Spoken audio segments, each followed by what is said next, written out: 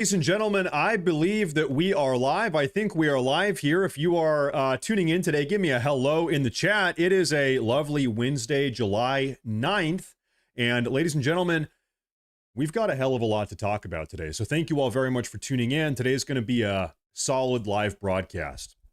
Trump earlier today has dropped a brand new series of tariffs, 20 brand new tariffs, in fact. And we're going to break down exactly what that means, how much revenue is going to be generated, and why it's happening, who's being hit with these tariffs, and why. We have a lot to talk about today. That's one thing. The next thing, we're going to talk about this bombshell leaked audio that CNN has gotten a hold of. This is making the rounds all around the internet. This is one of the biggest stories of the day.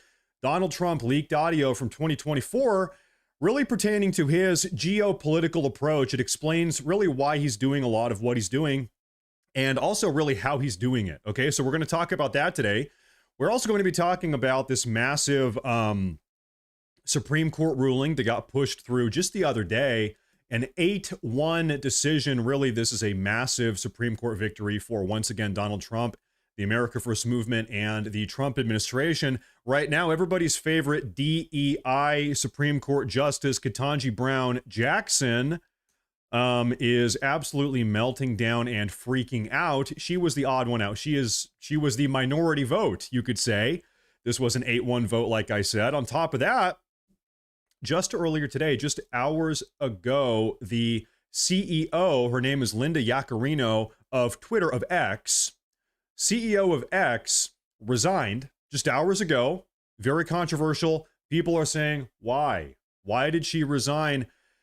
It might be the case that Elon Musk and X as a platform, as an entity, as a business, they are maybe facing some pretty serious legal action. And it pertains to all of this Jeffrey Epstein stuff. Some stuff that Elon Musk maybe has been saying, some stuff he's been saying publicly that might be a little bit libelous or defamatory, depending on how you want to talk about it. Also, speaking about Jeffrey Epstein, this is one of these big issues. Everybody's talking about it. I have talked about a lot about it a lot over the last couple days.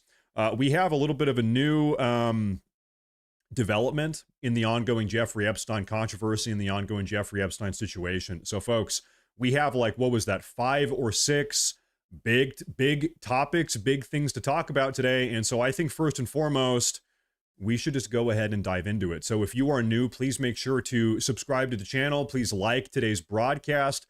Thank you all very much for tuning in. And folks, let's just get into it. So first and foremost, President Trump, like I said earlier today, just hours ago, has issued, he's pushed through the pipeline 20, count them up, different brand new tariffs on various countries around the world. Now, maybe we can go through this one by one. 20% on the Philippines, 20%, 25% on Brunei, Moldova, Japan, South Korea, Malaysia, Tunisia, Kazakhstan, the glorious Republic of Kazakhstan, Algeria, Iraq, Libya, Bosnia and Herzegovina, South Africa, Indonesia, Bangladesh, Serbia, Thailand, Cambodia, Myanmar, Laos. Okay, 20 deals, 20 tariff deals. These are countries that have, in essence, refused to really negotiate or agree to President Trump's demands. President Trump has given all of these countries months and months and months and months. Remember, Liberation Day was what, like April 2nd or April 4th or something like, anyway, about 3 months ago. About 3 months ago was President Trump's Liberation Day tariffs. And then he said, okay, you know what? I'm a nice guy. I'm a nice guy, President Trump here. I'm going to give you guys some time to negotiate brand new deals, but they have to be fair. They have to be equitable. They have to respect the American economy. The days where you are ripping us off have come to an end. And some of these countries have come to the table, and they have worked out new trade deals. A lot of the Persian Gulf states, the Arab Gulf states, the Arab Gulf states have come to the table, worked out new deals. Qatar, UAE, whatever. The UK, certain deals in Europe are getting pushed through. We have a lot of Latin American deals, but you'll notice over here, a lot of these are Southeast Asian countries. If you kind of put these on a map, have not agreed to come and capitulate to President Trump's trade negotiation demands. Well, guess what? What does that mean? That means we are slapping tariffs on you. So President Trump has just said, all right, you didn't agree, time's up, the deal's off the table, now you're getting tariffed, big time. So 20 massive tariffs being imposed today. What is it worth, though? Very important question. Everybody's talking about these 20 different new tariffs. What's the value here? So I actually did some math. I was like, hey, Grok, what's up? I said, what is the yearly value of all 20 of these tariffs combined? We did some math behind the scenes today because, what does all of this add up to? Okay, well, we went point by point, all 20 of these different nations, what the tariffs mean, the total value, summary. In total, these tariffs, if they all stand, because a lot of these countries are small, you got to add them up. Maybe a 40% tariff on Laos. On Laos is not really that big of a deal. It's $1/3 billion a year. This is per year. Add them all up, though. This is 20 different nations, 20 different tariffs. Add it all together. Get out the calculator. $123 billion per year if all of these tariffs remain in effect and stand on a yearly annual basis. $123 billion. That's a lot of money. Now we're going to segue on. We have already seen, folks, the effect of President Trump's tariffs so far. What does that look like? This data here is from before any of these brand new 20 tariffs have gone into effect. This is from today. So far, this is the effect, the tariff revenue generated so far, month by month, January, April, October. Okay, look at this. Can you pinpoint exactly when President Trump started imposing all his tariffs worldwide? Yeah, right here, April. It was April 2025. This is Liberation Day, the Liberation Day tariffs, and shoo, through the roof, to the moon, to Mars, astronomical. So far, I mean, what is this? The tariffs as they currently stand are if you annualize it, meaning you project it out for the entire year, over, what is this, probably $270 billion a year. And this is before you even have this extra $123 billion a year. So, folks, I'm going to read through this caption here. It says, this chart is wild. The U.S. is now polling, to be precise, $255 billion a year from the brand new Trump-era tariffs that have been put into effect 3 months ago. Initially pitched as a trade war tactic, now functioning like a long-term tax on imports. You might notice, initially there was a lot of this fear-mongering that President Trump's tariffs are incompetent, tariffs are stupid, you got to be an idiot. You have to be so stupid to impose tariffs. This is economic suicide. It's national suicide to do this.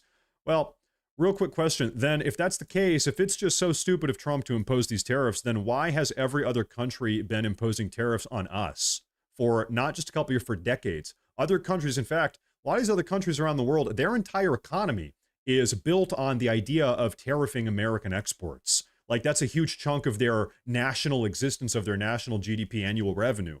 And so you're not going to tell us intelligent Americans that tariffs are just the stupidest thing in the world when everybody else has been tariffing us. And so this is the point of President Trump's economic policy. They're called reciprocal tariffs. We're not unjustifiably tariffing other countries. We are really just kind of equalizing this. Really is the way to look at it. Where it's kind of a tit for tat. You tit, we tat. Okay, we're bumping up. This is reciprocal. It's fair, okay? Because as you all know, we've been getting ripped off for a very long time. So this is the comprehensive breakdown of this massive, new, just 20 new tariffs have gone into effect today. This is the numbers behind all of this. President Trump is not done. And by the way, there are still more countries that are negotiating. Maybe not every country has a trade deal settled. Not every country has reciprocal tariffs imposed like we're seeing here today. Other countries here are still kind of in limbo. A lot of the European nations, specifically in the European Union, they have an August 1st deadline. They've got less than a month. If they don't work out a deal, these European Union member nations, they're gonna get this type of treatment very soon if they don't kind of put their ego aside and come to the table and agree. Yeah, we've been kind of ripping you guys off. Yeah, okay, we need to rectify this. So, hey, less than a month, we're going to see what happens with the European Union. Moving on. This is a massive bombshell Supreme Court case that has been pushed through the pipeline in the just last couple days. This report specifically is coming out of yesterday. The Supreme Court has officially allowed President Trump to move forward with plans for mass firings and a total comprehensive reorganization of the federal budget. Okay, this is something that President Trump tried to do in the last couple months using his executive orders, his constitutionally granted executive authority, but we had a series of radically progressive federal judges get involved, get directly in the fray, in the mix. They inserted themselves, they overstepped their judicial bounds, and they said, actually, President Trump, we're not going to let you, we're not, President Trump, the chief executive of the country, the democratically elected chief executive of the country, actually, unelected federal judge here, we're not going to let you do that, sorry. Okay, this went all the way to the Supreme Court. The Supreme Court ruled just the other day, 8-1 decision, almost unanimous. We're going to talk about why it's 8-1. Guess who the dissenting judge is here? Supreme Court Justice Ketanji Brown Jackson. One of the biggest idiots. I was going to say something else, a little bit profane. One of the biggest idiots, if I'm going to be civil and polite. One of the biggest idiots in the nation, Ketanji, Supreme Court Justice Ketanji Brown Jackson, everybody's favorite DEI hire, ruled against this. And I'm going to flip on my headset here. We have a little bit of there's a 1 minute long Fox News report regarding this very topic that I want to play with you folks. Supreme Court Justice Ketanji Brown Jackson said, "It's funny to me that people focus on how much I talk during oral arguments in the Supreme Court." This is from yesterday afternoon. Folks, you guys have seen the chart. I've had this chart up on the stream with you guys, the broadcast before. Ketanji Brown Jackson during Supreme Court oral arguments, she is yapping, blah, blah, blah, blah, blah. She's yapping 2 to 3 to 4 to 5 times more than any other Supreme Court justice on the court. In fact, if you compare her to Supreme Court Justice Clarence Thomas, okay, he's a conservative. He's the black judge, the other black judge. Anyway, Justice Ketanji Brown Jackson is talking like 8 times more than him. This woman is yapping and she's saying nothing. Now, take a look. It's funny to me how people focus on how much I talk at oral argument. And I was always this person on the bench. And so it's been a bit of an adjustment because as a trial court judge, you have your own courtroom. So you can go on as long as you want. And so trying to make sure that my colleagues get to ask some questions has been a challenge for me. But it's been a challenge for her on the Supreme Court to make sure that the other 8 Supreme Court justices also get to chime in. She's used to being the only one yapping, and so it's been a big adjustment for her to let other people talk. And she's like 50. It's like, listen, woman, you're like 50. You should, this is a skill, this is a trait you should have developed by now. you're allegedly, so you're supposed to be one of the most competent, senior-ranking legal experts in the country, and she's still learning how to let other people talk like she's a kindergartner. But I've enjoyed it. I really have. They haven't. No wonder Ketanji speaks so much. She can't figure out what's going on. I don't understand how we can do it on this record, but I guess I don't understand that given your argument. I guess I don't really understand it. I guess I don't understand. Am I mischaracterizing? I don't understand where this idea of universal injunctions comes from. And that's the part that I don't understand. She doesn't know what a universal She doesn't know what a universal injunction is. Folks, we have 5,500 people tuning into the broadcast right now. I would bet money that every single person in this live audience tuning in right this moment would make a better Supreme Court justice than Ketanji Brown Jackson. I would rather have any single one of you guys on the Supreme Court than Supreme Court Justice Ketanji Brown Jackson, who doesn't know a damn thing. Last week, the court decided a case 8-1. The one dissent? Jackson. Her dissent was so ridiculous that even Sotomayor had to tell her she didn't understand the case. I agree with Justice Jackson. Here, however, the plans themselves are not before this court. So we're going to break this down real quick before we move on and continue reading this article about this case specifically. 8-1 decision. Ketanji Brown Jackson once again gets absolutely embarrassed. Why? This time, Supreme Court Justice Sotomayor, who is a fellow liberal, I would call her a radical progressive, Supreme Court Justice Sotomayor, had to step in and explain to Ketanji Brown Jackson that President Trump's specific plans going forward are actually not being reviewed here in the Supreme Court case, and that Ketanji Brown Jackson's decision is supposed to be based on the legality of the case, not her personal approval of the case. And so this is from Justice Sotomayor. She says, I agree with Justice Jackson that the president cannot restructure federal agencies in a manner that is inconsistent with congressional mandates. Here, however, the relevant executive order directs agencies to plan reorganizations and reductions in force, quote, consistent with applicable law.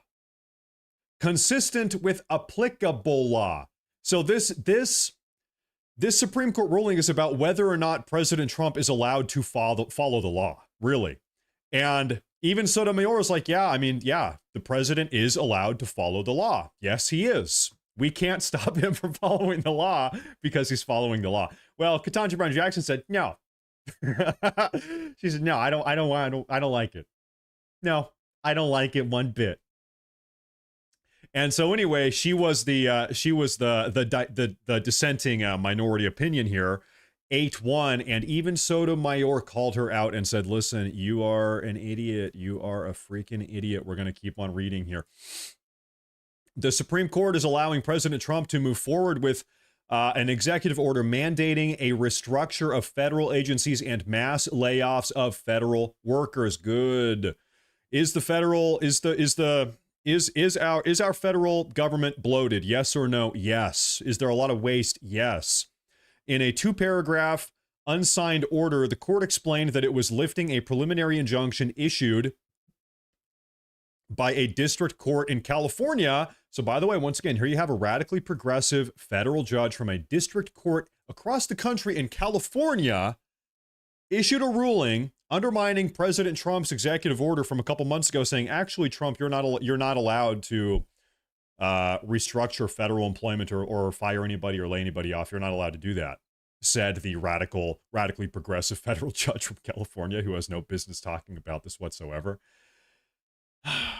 It really is astounding just how insane these people are. The court noted, however, that the justices, quote, express no view on the legality of any agency reduction in force and reorganization plan produces or approved by the administration under Trump's direction. Those plans are not before the court. And this is where Ketanji Brown Jackson made herself look like an idiot. She, guys, to make this very clear, Supreme Court Justice Ketanji Brown Jackson, she thought that this case that she was ruling on was about something that it's not. This is like going to McDonald's and trying to order a pizza. It's like, hey, listen, ma'am, you got to go over to Pizza Hut. You're in the wrong place. You're doing the wrong thing. You're reading from the wrong menu. Okay, pretty much. Hey, you're looking at the wrong menu here. And so this is classic Supreme Court Justice Ketanji Brown Jackson. She's an idiot. Like there's no polite way to put it. Fundamentally, she is an idiot. Now we have a massive $50 super chat from Greg Adamite. Thank you very much, my good friend. Thank you very much for tuning in today. We've got a good show today. Thank you very much. I appreciate that a lot. That's a huge amount of support. Thank you very much. Justice Sonia Sotomayor, in a brief statement concurring with the court's decision, emphasized that the legality of the administration's plans themselves have not been answered. Justice Ketanji Brown Jackson was the sole dissent in the matter in a 15-page opinion. The junior justice called the decision, quote, not only truly unfortunate, but also hubristic and senseless. Listen, lady, your job is to determine the legality of what's going on based on the U.S. Constitution, not on your incompetent opinion. It's not about your opinion. Is whatever's being talked about, U.S. Constitution or not? Whatever we're talking about here, is this in accordance with the Constitution or not? That's it. Not your personal political opinion. You're supposed to be an unbiased arbiter, interpreter of the Constitution. That's it. This chick could not be more biased. What did she have to say? Today's decision has dealt a serious blow to our democracy and puts services that the American people rely on in grave jeopardy. This decision does not change the simple and clear fact that reorganizing our government functions and laying off federal workers in mass haphazardly without any congressional approval is not allowed by our Constitution. Guess what, lady? It actually is. Guess what? It is. He's the chief executive. He is the CEO of the country, operating in accordance with his constitutionally granted executive authority, his democratically granted executive authority. We voted for him to do this. And by the way, now we have an 8-1 bombshell Supreme Court ruling coming out of the Supreme Court just the other day. Guess what? Justice Jackson, guess what it is? Okay, we're moving on here, folks. We have a lot to talk about today. We're going to talk about Epstein a little bit. Today, just earlier this morning, a couple hours ago, we have a little bit of a bombshell revelation, a new addition to the ongoing drama controversy regarding Jeffrey Epstein. Is it a cover-up? What's going on here? Where is the client list? Take a look at this. Jeffrey Epstein has a brother. Jeffrey Epstein's brother laughs at the, quote, stupid FBI memo defending the controversial suicide ruling. This is the incredibly controversial 2-page memo. It's a joint memo released by the FBI and the DOJ. They released this memo 3 days ago, 2.5 days ago now.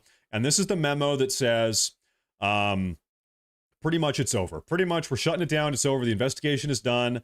We did not find anything incriminating on the client list. Now, I want to hammer this home. I'm going to hammer this over your guys' head here.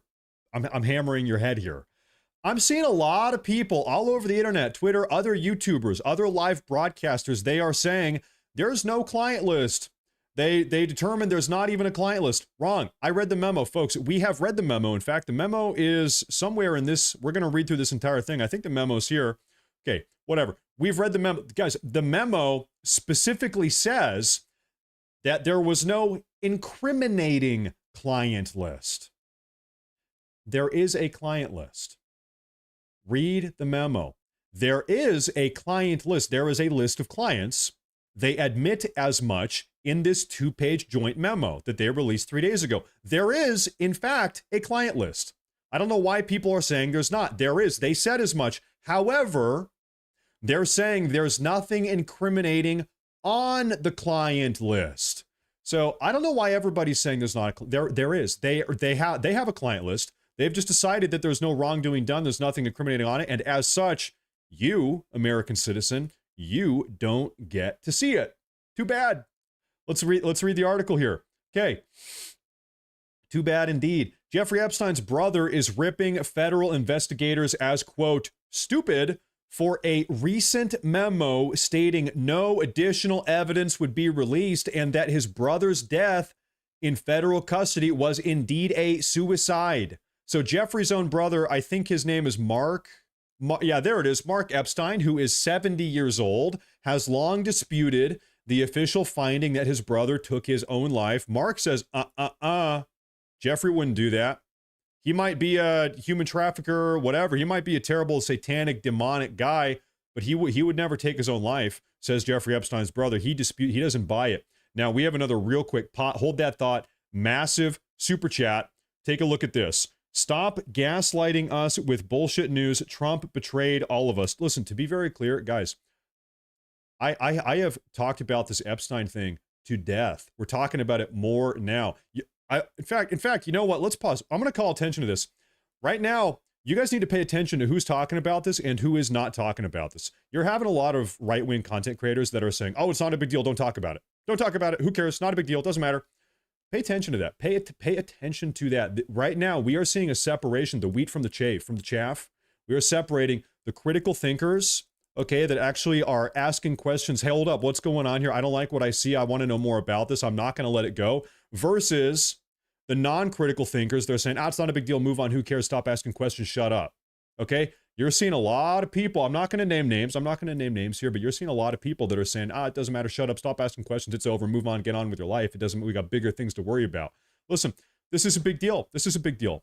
That's why we're talking about it. That's why I've got an hour-long video 2 days ago breaking all of this down. If you guys have me followed on Twitter, I've been tweeting up a damn storm. I've got like 15 tweets talking about Epstein in the last 2 or 3 days. This is not a topic I'm shying away from.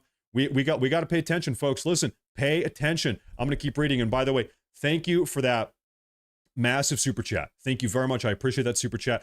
Listen, I'm with you. I just don't agree. I'm with you, but maybe I don't agree with that. Does that make sense? But anyway, thank you. And I think we're on the same page. We're on the same side. We're on the same team here. Thank you very much. Thank you very much. Okay. He told Fox News Digital that when he hounded New York officials, this is Mark Epstein, Jeffrey Epstein's brother, told Fox News Digital that when he hounded New York officials for answers, they didn't even provide him with the 911 call reporting his brother's death at a federal jail in Manhattan. He said his brother Jeffrey Epstein, was looking forward to a bail hearing at the time of his death, and that autopsy findings were inconsistent with him taking his own life. So Mark Epstein, Jeffrey Epstein's brother, does not buy this for a minute. He doesn't believe his brother took his own life. He said, the last time I talked to my brother a couple days before, he was excited for a bail hearing. He said, listen, this autopsy report does not line up. He does not believe that his brother took his own life. And also, by the way, Mrs. Mom, excellent name. Thank you. I appreciate that. I'm with you. Thank you very much. I appreciate that a lot. She says, 100%, look who isn't questioning this Epstein narrative. There's a narrative, no doubt. And I'm with you. Let's keep reading here. Epstein said he laughed out loud when he saw the FBI memo during a Tuesday night interview with News Nation. This was yesterday when this memo was actually about 36 hours ago. This memo got released. This joint FBI DOJ memo saying it's done. Its investigation's over. You're not getting anything else. It's done. It's over. Client list was nothing incriminating on it. Don't worry about it. Move on. Get on with your life. Stop talking about it. That was pretty much what the memo said. Every time they say something or do something to try to quash the fact that he was most likely murdered, they put their foot further down their mouths. They shut them up. The official FBI investigation outlined in a 128-page report released in 2023 concluded that Jeffrey Epstein killed himself in a federal jail in New York City while awaiting trial on sex trafficking charges. Recent statements from top brass at the Justice Department and FBI stood by that conclusion. That's their conclusion. When Kash Patel came out with that statement, I laughed at how stupid it was, Mark Epstein said. He doesn't believe it. Epstein's accomplice, Ghislaine Maxwell, was convicted of trafficking in a trial of her own. By the way, she has five different federal convictions, not charges, convictions, guilty, 5 times over, 20 years. She's currently serving a 20-year prison sentence. Why? Nobody knows. Because allegedly there was nothing incriminating in this client list. Nothing incriminating even happened. So why? I don't know. Hey, listen, stop asking questions. Let's keep reading here. She is appealing the verdict, and until she exhausts her legal options, neither the FBI nor federal prosecutors are expected to release criminal evidence that hasn't already surfaced in court. I mean, hey, listen, she should appeal. She should appeal because according to the DOJ and the FBI, there's nothing incriminating in this client list. So why wouldn't she appeal? Maybe she's got a case because we're being told that nothing even really happened. Appeal it, Maxwell. The legal proceedings against Maxwell have already resulted in the most substantial release of documents pertaining to her former lover and his trafficking ring, including photos of victims on his private island in the Caribbean, as well as flight and call logs. I believe that he was murdered, Maxwell told The Guardian in a prison interview. I was shocked. So Maxwell thinks he was murdered. Mark Epstein, Jeffrey Epstein's brother, thinks he was murdered. Also, go ahead and give me a 1 in the live chat if you think he was murdered. Go ahead, just quickly take a moment, post a number 1 in the live chat if you think he was murdered, and we'll see how do people think about this. What happened here? While a contact book containing the numbers and addresses of wealthy figures from around the world emerged through the discovery process, a so-called client list has never materialized. The DOJ said this week that one doesn't exist. Guys, I'm going insane. I don't know why this narrative is being pushed. I don't get it. I don't know why everybody is repeating this. The DOJ did not say that a client list does not exist. That is not what this 2-page memo says. That's not what it says. Go back and read it. It says, quote, there's no incriminating client list. There is no, and you know what? Maybe I'll pull up the quote. There is no, from the DOJ joint report, DOJ, FBI, there's no incriminating client list.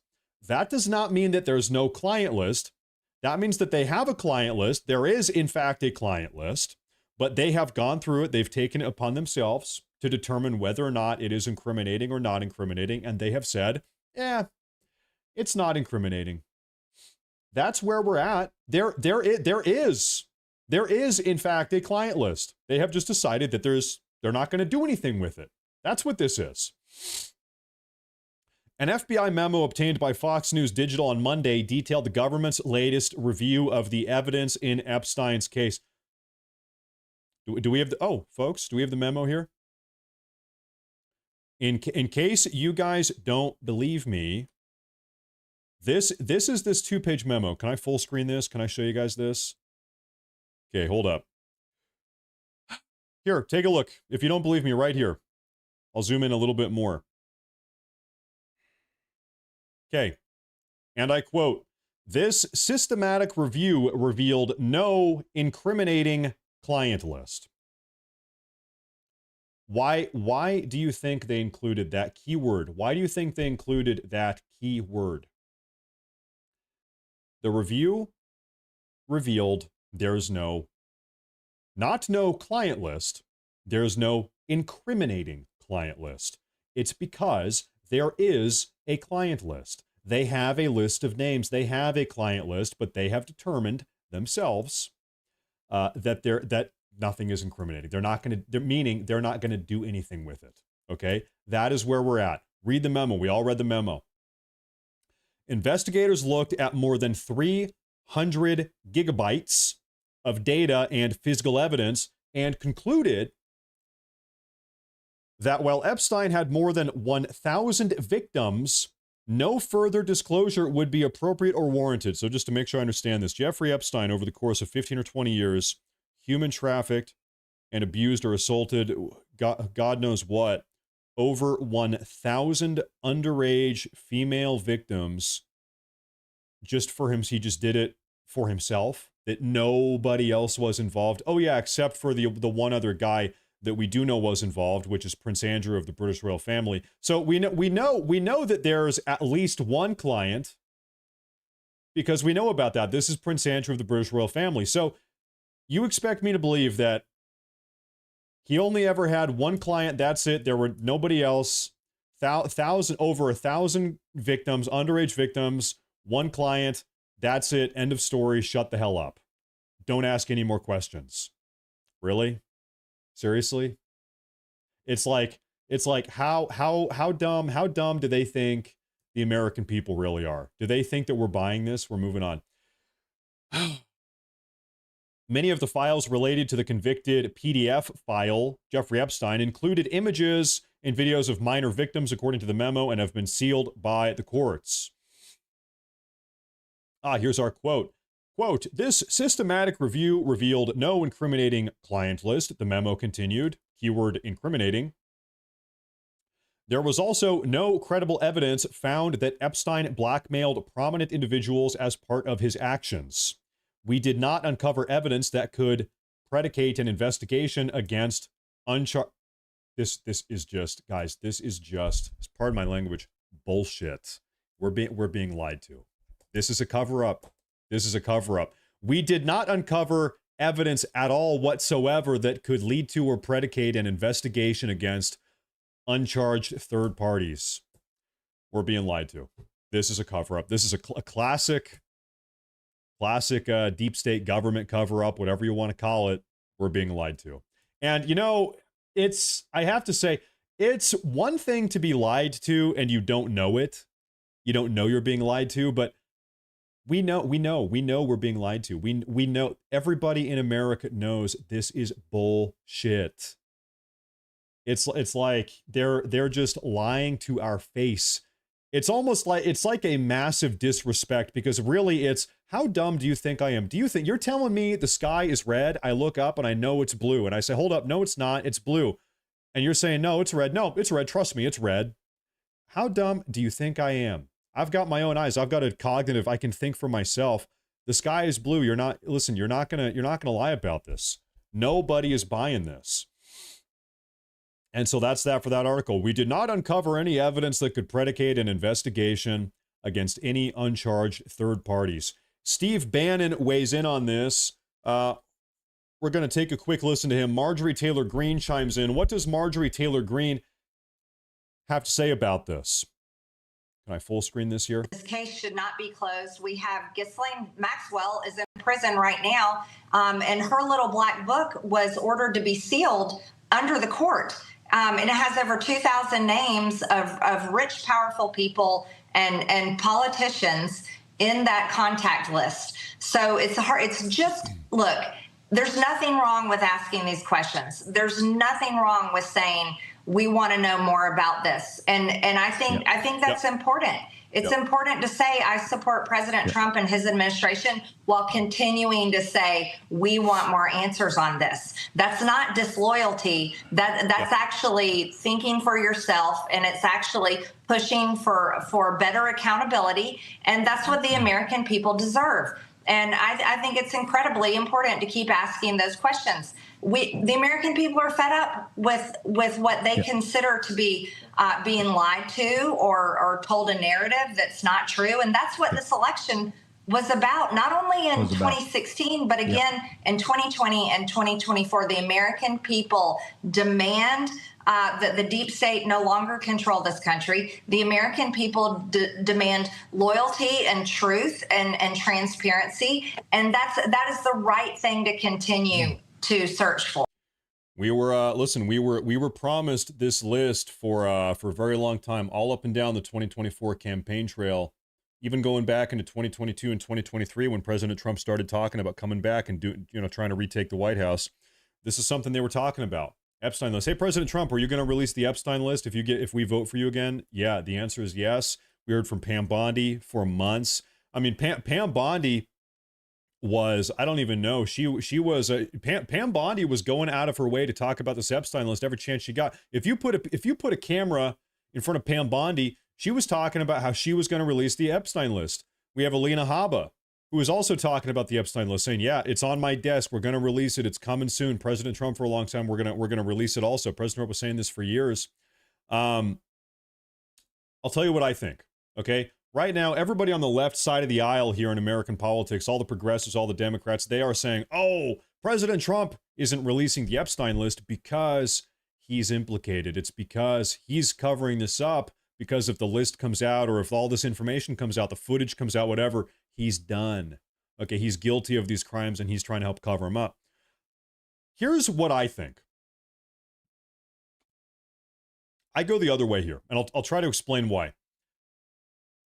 If Trump was criminally implicated with any of this Epstein information, I don't think he would have been talking about it. Trump did not have to talk about this for years. He could have just dodged the question and shut up and never given a concrete answer. Trump has given concrete answers. Yeah, I'm going to release the list. Pam Bondi has given concrete. Alina Habba, all these people, Kash Patel, Dan Bongino, they have given concrete answers. We are going to release this stuff. It's coming out. If President Trump really was implicated in this stuff criminally, I don't think he would have campaigned on it. I don't think he would have talked about it. I think he would have just shut up and never mentioned it. I don't think he would have talked about this on the campaign trail at all. So here's what I think. Also, the other deal here, keep in mind, 8, 9, 10 months ago, Joe Biden and the radical progressives, the Democrats, they were running the country just till a couple months ago, half a year ago. They were running the country. Okay?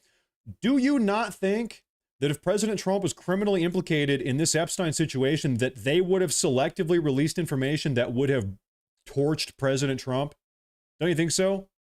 They knew they were going to lose. They knew after that catastrophically terrible Joe Biden debate versus President Trump, where everybody knew Joe Biden is senile, he's cognitively impaired, this guy's unfit. They pulled him out. They replaced him with Kamala Harris.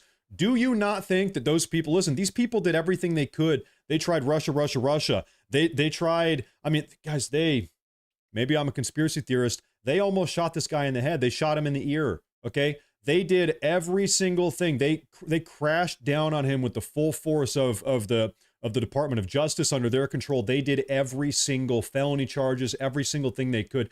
Do you not think that if President Trump was implicated in this file, in this list, that they would have selectively released that and then deleted the rest? Do you not think? Because I think they would have, that they would have come crashing down with that against him. I think they would have. And so here's what I think. Okay. I am a little bit frustrated here with Trump and the way he's been handling this. I'm going to give you my opinion though. I think President Trump on the campaign trail, and maybe even up until just a couple months ago, I think Trump and his admin had every single intention of releasing and declassifying all of this information. The reason why, because I think they didn't know what was in there. I think Trump got back into the White House. I think his administration got back in the White House. They took a look at the Epstein stuff and they said, wow, we can't release this. And they didn't say that because Trump is guilty or Trump is implicated. They said, I think it's other stuff. And maybe we can go into details or maybe not, but I think you have a lot of other names. I think you have our relationship with other countries that are supposed to be our ally or our allies. I think if this stuff, I think it's less about Trump blowing up if this list comes out or if this file comes out. I think it's more about some of our allies, some other intelligence agencies, some of these relationships we have, other people in the government. That's what I think is going on here. I think Trump has made the decision, and I'm not even saying I agree with it, but I'm trying to make sense of this. Like I said, I'm pretty damn frustrated with this entire situation. So I'm not making justifications, but I'm also trying to think logically, what's going on here? Why are people doing what they're doing here? My opinion, I think Trump on the campaign trail genuinely did have every intention to release this list or release the entire file. He got in the White House. He took a look at it. He had his top guys take a look at it, and they said, man, if we release this, everything goes up in flames. We can't do it. I'm gonna have to renege here. I'm gonna have to go back on my campaign promise. And I'm not making justifications for him. Like I said, I am pissed. I'm pissed. I'm kind of like, listen, burn it down. You know, hey, listen, if they have built themselves a tinderbox like this, President Trump, throw a match on it, burn it down. That's where I am. That said, that's my personal opinion. That said, I'm trying to make sense of what's going on here. Okay? I think that is what has gone on here. That's my take. Yes or no, if you agree, let me know in the live chat, but that's what I think is going on here. Now, we have another little segment here from Steve Bannon. We're going to talk a lot about Steve Bannon today. Take a look at this. He's going to give his opinion here. Means fitness in the lead tank. It's got to be more than just a 4 year. Here's why. You just seen the memo told you, and what you're seeing over here on the Biden stuff. This is my point. Let me step back for a second. We don't control the Justice Department. We don't control the FBI. We don't control the CIA. We don't control all the agencies that Tulsi oversees. We don't control the Pentagon. That part of the apparatus that is the deep state and the administrative state around it, they control it. We don't. They just see Trump as a passing figure, like they see everybody's a passing figure. Yep. They had 2 coups. Yep. They took out Kennedy in a coup. They took out Nixon in a coup. Do you think they try to take out Trump too? We're talking deep state. Deep state. Do they really care who's president? Listen, they are the ones secretly pulling the levers. That's the problem. That's the real war that's going on. It's American patriots versus deep state. They don't care whoever's in the White House is a minor inconvenience, a speed bump. They've got long-term plans. Did they try to take out President Trump? They took out Kennedy. Okay, they got rid of Nixon. Listen, I got to tell you what, Nixon should not have resigned. Maybe I'm a young guy, I don't need to disagree. Nixon, listen, Watergate, listen, hey, whatever. You should have stayed in. Who knows what else was going on there? But anyway, did they try to take out Trump? Yeah, probably. Somebody did. And also, by the way, we don't know a damn thing about it. What was that kid's name on the roof, on the slightly slanted roof that took that shot? What's his name again? Crockett or whatever his name is. What happened to that guy? What's his story? Some 21-year-old kid, 20-year-old kid. Where'd he come from? We don't know anything. None of that has been released. No idea. In a coup, right? And they took out Trump in the first time in a coup. They got 3. And they tried to set him up to be killed. This audience and this president, this is what his moral authority is. He said, screw you. They wanted to go to Mar-a-Lago. Yep. This audience said, fuck yourself. We're not going to do that. We are going to fight and get it back. And now we're back. It's the first time they've ever been defeated. And now we must run the tables. If we don't run the tables, they're going to destroy us. And you know what? We will deserve to be destroyed. If we don't do this now, we deserve to be destroyed. This is what the thing of victory is. It's not permanent until we permanently take them apart, and it can be done. They're cowering. With all their power and all their control, they understand that we're the mortal threat to them. And this is why they try to suck us into these sideshows. Like, let's go regime change Persia and get you sucked in for 25 years. Let's get you into a land war near Stalingrad and Kursk. How about that? Let's go do that. Let's have Americans die. Do you understand, if you talk to Sir Bernard Montgomery and if you talk to Patton and if you talk to Eisenhower and Marshall and said Americans are going to be defending Odessa, they go, have you lost your freaking mind? We're not going to be anywhere near there. You get sucked into a land war there, you're an idiot. This is what the deep state does to distract you from the central fight. The central fight is in the streets of America and in the halls of power in this city, in the imperial capital. The Praetorian Guard is here. If we're going to fight and destroy them, let's take down the Praetorian Guard. Ain't that the lesson of the Roman Empire? And so let's be incredibly critical here. What he said is true. I think this is right. This is the real deal. The deep state is still a menace. It is still a problem. You know that they are involved in this entire Epstein. Everybody likes to correct me. I'm sorry, guys. You know that they're involved in the entire situation now. Here's the problem. Here is the problem. For a decade now, we have talked about the deep state. We've talked about draining the swamp. We have talked about taking it to them. We've talked about ripping this entire apparatus apart, getting rid of it. What happened yesterday, or over the last 2 days, that's not what this is. This is not ripping apart the deep state. This is in essence capitulating to the deep state. If you think the deep state is a part of this Epstein cover-up, blackmail ring, they're lying to the American public. Listen, this joint DOJ FBI memo, 2 pages long, we took a look at it just a moment ago. That memo might as well be a love letter from the deep state. That memo is saying, listen, we have investigated ourselves and we have found no wrongdoing, and you guys need to shut up. And if you don't, then you're a stupid idiot, dumbass conspiracy theorist. But it's about time you guys shut the hell up. Okay? We have taken it upon ourselves to investigate ourselves, and we have found absolutely nothing wrong. There's nothing incriminating whatsoever, and you guys need to shut the hell up now. That's what is going on. So if you want to know what it looks like when the deep state wins, if you want to know what it looks like for the deep state to win, to have a victory, that's what's gone on in the last day and a half or 2 days. Okay, that's why we are mad. That's why this is a big deal. That's why this is a problem. That's why we are a little bit unhappy. Now, kind of segueing, we're talking about Steve Bannon here, tangentially related. Earlier today, another very curious thing happened. Linda Yaccarino is her name, who for the last 2 years has been the CEO of X, formerly known as Twitter, this website right here, working with Elon Musk. Elon Musk hired her as the CEO of X when he took over about 2 years ago. She has now resigned mysteriously. Why? Just kind of out of nowhere. There was no notice. Just bombshell happened probably 4 or 5 hours ago. Why? The CEO of X has resigned after only 2 years on the job. This is her up on the screen. Why? Well, a lot of people are saying it's because X as a platform and Elon Musk as an individual maybe are facing some pretty serious legal action. Okay?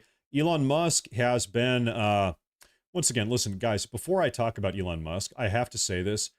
Man, I really want to like Elon Musk. I don't like being forced to criticize Elon Musk. I don't like that I have to do that. But sometimes, if somebody does something stupid, I guess, then you got to keep it real. We got to keep it honest. Okay, we got to keep it 100, as the kids say. So Elon Musk just yesterday, he obviously does not like Steve Bannon. We all know he doesn't like Steve Bannon. We were just talking about Steve Bannon a minute ago. Elon Musk comes out and says, Bannon is in the Epstein files. Bannon has a long history of trash talking Elon Musk. These guys hate each other. They hate each other. And so Elon Musk yesterday came out and said, Bannon is in the Epstein files. And you might remember about a month ago, he said the same thing about Donald. He said, Donald Trump is in the Epstein files. He said, hey, if I don't like you, anybody he doesn't like at the moment in his bipolar rage out, then you're in the Epstein files. Pretty much, it's one of his go-to insults, it seems. And he's just flippantly kind of spitting this out, shooting from the hip. Maybe shouldn't do that. Well, okay, that was yesterday. Well, what happened this morning? This morning, Linda Yaccarino, the CEO of the website, resigned for no reason. Why? I don't know. This is what Steve Bannon has to say. A lot of people are saying there are legal issues inbound coming to X and maybe coming to Elon Musk also. Take a look. Linda Yaccarino steps down as CEO of Elon Musk Twitter or X. Hey, Linda, you can run, baby, but you can't hide. You're not going to hide from the lawsuits, girl. We know why you're stepping down and why you're... Why is she stepping down? Running. Okay, we understand why you're stepping down and why you're running. That Elmo's out of control. Sorry, Elmo. baby. That came with the job. You took the job. You took the pay. You took the warrants. You took the stock options. You took all, the hundreds of millions of dollars you're going to make. No. If you can't keep Elmo in the nursery and keep him under control, you're going to pay a price.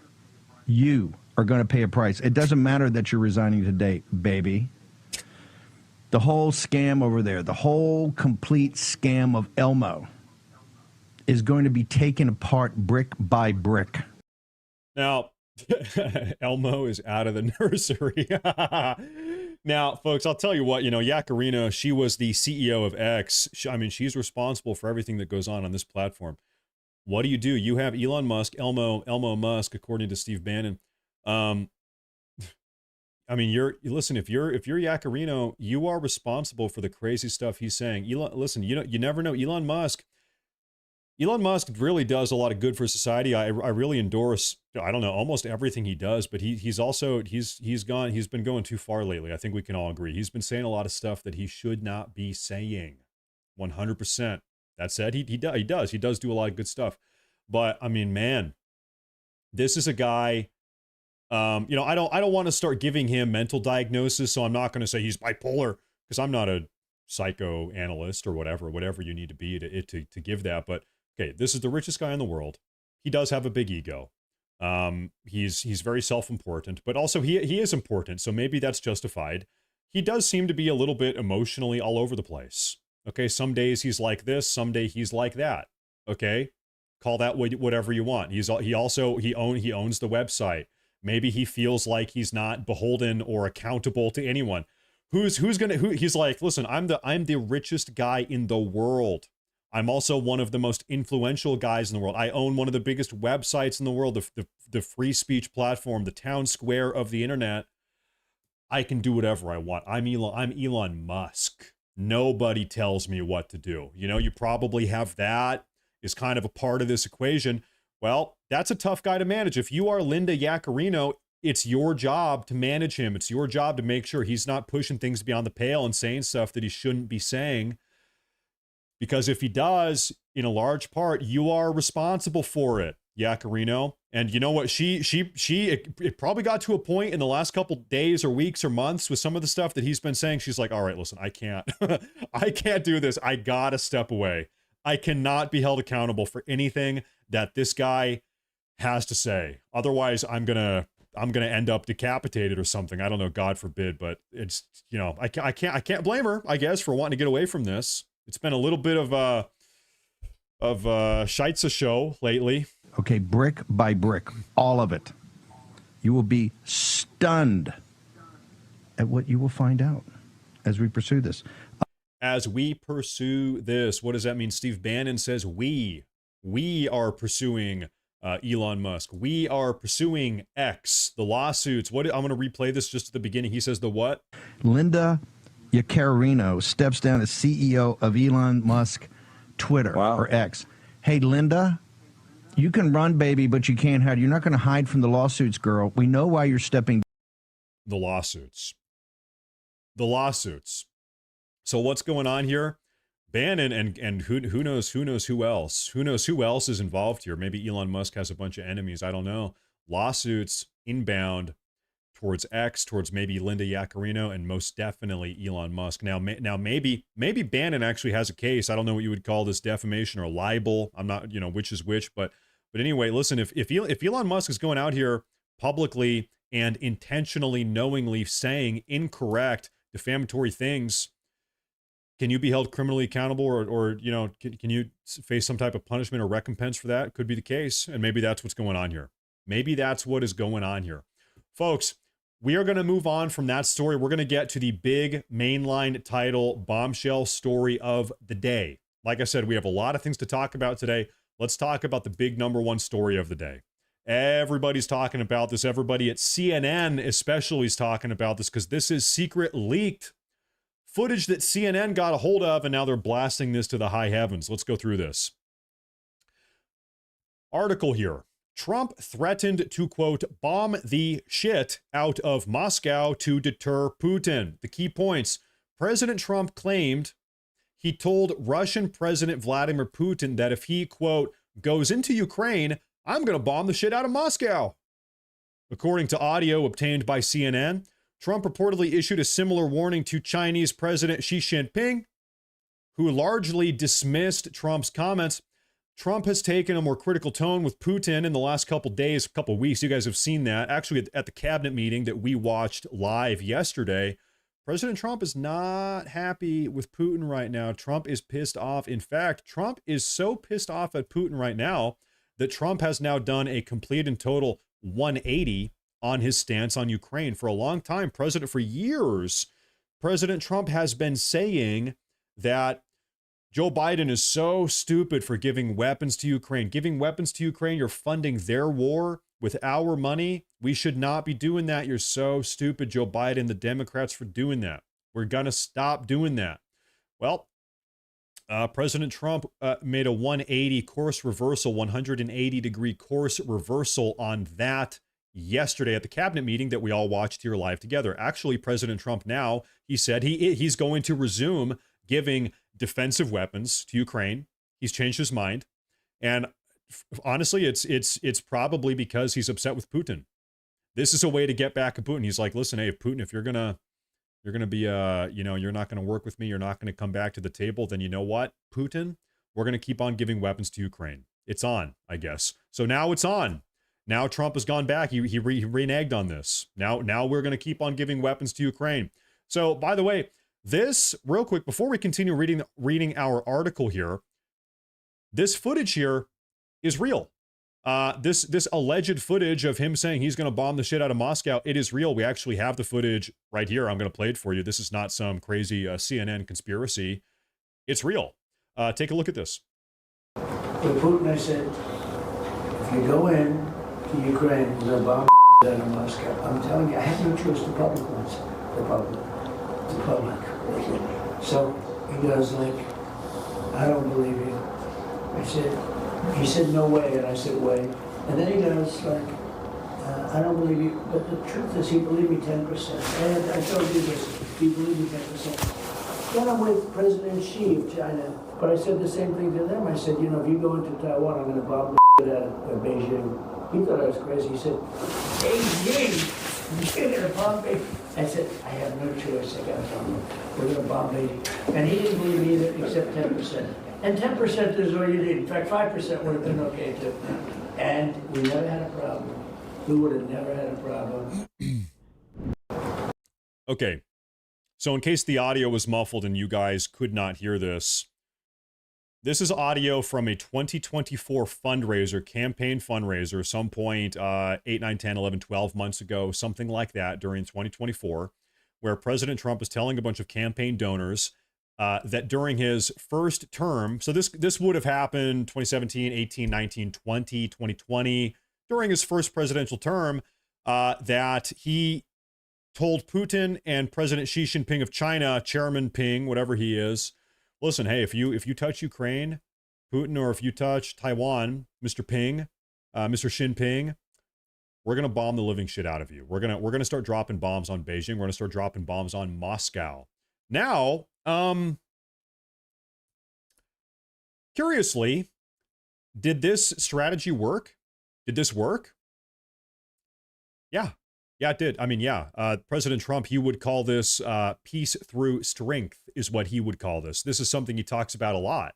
In fact, he has told stories similar to this, calling up the leaders of the Taliban saying, hey, Mr. Taliban leader, I'm looking at your house right now, satellite imagery. Here's your address, 12345 Southwest Taliban Lane. And it would be a real shame if a bomb were to drop on your house right now. We've got a plane overhead. We can make that happen in the next 20 seconds if you don't come to an agreement. Trump has talked about this sort of stuff in the past. And so, I mean, this is not really surprising. This is very Trump. Now, did it work? Does it work? Does it work? Did it work? Well, the answer is yeah, because during President Trump's first presidential administration, did Russia invade Ukraine? No. Did China invade Taiwan? No. What happened during the Joe Biden administration? Did Russia invade Ukraine? Yeah. Big time. Did China start ramping up, what can we call it? Military exercises directly off the coast of Taiwan? Maybe not invasion yet.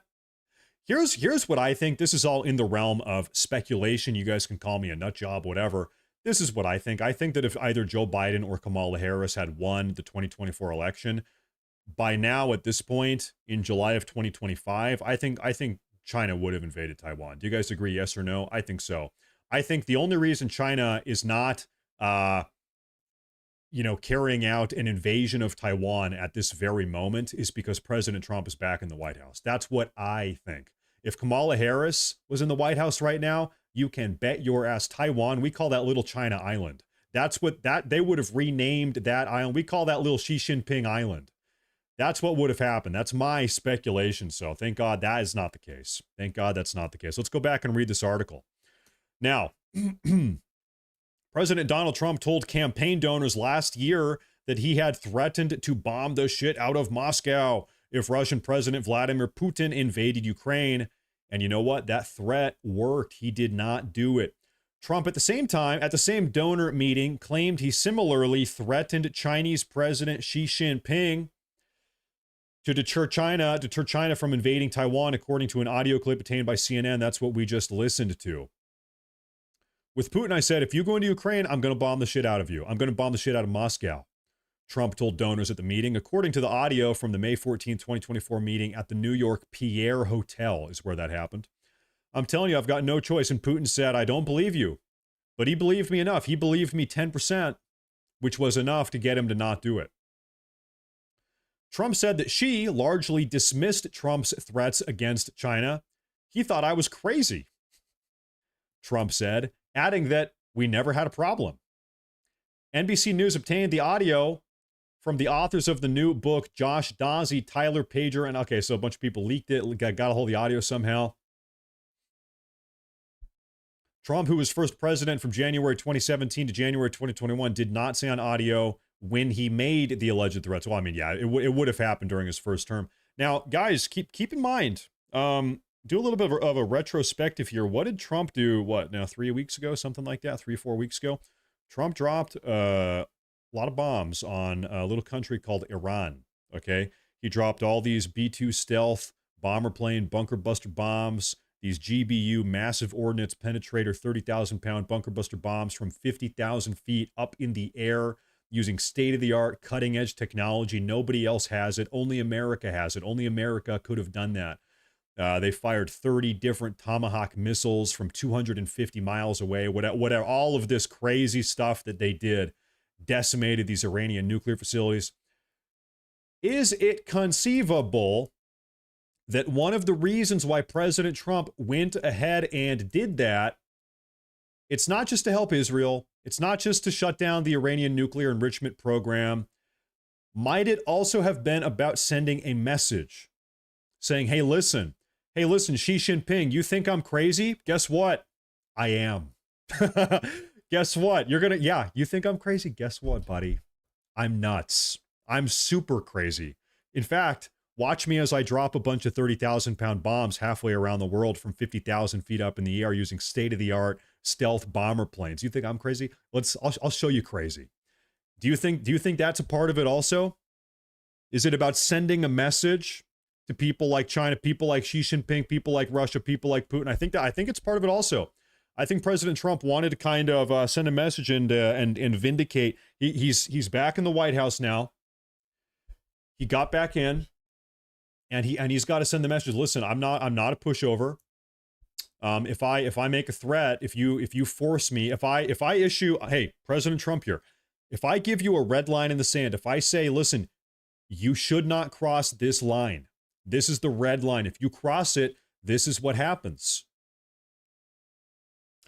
This is a message he's following through. He's saying, listen, do not toy with that. Okay, Iran. Trump has been saying since 2011 that Iran cannot have a nuclear weapon. He gets back in the White House within 7 months or 6 months. He's bombing Iran. Because according to him, of course, we can sit here and argue about the intelligence all day. A lot of people have different opinions. According to him, they were pursuing a nuclear weapon. He said, can't do that. He said, shut it down. They didn't do it, so he blew it up. That's what happened. Russia invaded Ukraine in February of 2022 when Joe Biden was president. A White House spokeswoman said, when asked about the CNN report, this leaked audio, as President Trump has said time and time again, Russia never dared invade Ukraine when Trump was in office. It happened only when Biden was in office. Rewind. When did Russia take Crimea again? When was that? Was Trump in office? No, this is 2014. This was who was in office? Barack Hussein Obama. So now we have a stark contrast. Strong leadership versus weak leadership. Okay? You have, I mean, really think about this. You've got Obama's in office. What does Russia do? They stroll on in. They take the Crimean Peninsula. Trump is in office. Russia's taking a nap. They don't want to push any buttons. Okay, Trump is gone. Biden's in the White House now. They try to take the entire damn country. Okay, now Trump is back. There you go. Thanks to President Trump's leadership, America is once again the leader of the free world, and peace through strength is restored. The spokeswoman, there you go. This is one of President Trump's favorite phrase, one of the Trump administration's favorite sayings. Peace through strength. President Trump won on an America First agenda, and he is working hard to implement the mandate the American people gave him. The audio underscores how Trump often spoke more candidly behind closed doors. Guys, you got to think about this too. Listen, within Russia, within Putin's part of the world, Vladimir Putin's immediate life, his day-to-day, he's the guy. You do not F with Putin. If you talk back to Putin, you're gonna choke to death on a cyanide pill. Okay, you're dead. You're having an accident. You're falling out of a window. Sorry, unlucky. You don't mess with Putin if you're in that part of the world. Same with Xi Jinping. Do you think Xi Jinping has people talk back to him on a daily basis? You think Xi Jinping is used to having people threaten him and get away with it, and also he's helpless and powerless? He can't do anything about it. President Trump, this recording, he says, listen, hey, Xi Jinping, you might think you're hot shit. You're the guy. Guess what? If you transgress against me or against the American interests, we're gonna start carpet bombing Beijing. How do you think Xi Jinping felt about that? Okay, that's got to be a weird feeling for him. Nobody does that to him. Xi Jinping, guys like Xi Jinping and Putin, they answer to nobody. Well, that's wrong, because when Trump was in the White House, they answer to Trump. Since Trump returned to the White House, he has ramped up his rhetoric criticizing Putin. Trump is not happy with Putin right now. We saw that over the last couple days. Trump is not happy with Putin right now. On Tuesday, Trump said he was not happy with the Russian leader for the war against Ukraine. He's killing a lot of people. His soldiers and their soldiers mostly, and it's now up to 7,000 a week. That's a lot of just unnecessary death. Terrible. Terrible. Really just terrible. And so, the funniest thing, or just most ironic thing about this entire leaked audio, because we know the leaked audio, when President Trump issued these threats to Putin and to Xi Jinping, it must have been 2017, 18, 19, 2020. Well, as President Trump was threatening to bomb the living hell out of Putin and Xi Jinping, what was the American media saying? What was CNN saying? What was ABC saying? What was MSNBC saying? What was the entire left-wing mainstream media here in America? What were they saying about Trump? They were saying that Trump was bought and paid for by Putin. Remember, this is the era of the Russia collusion hoax.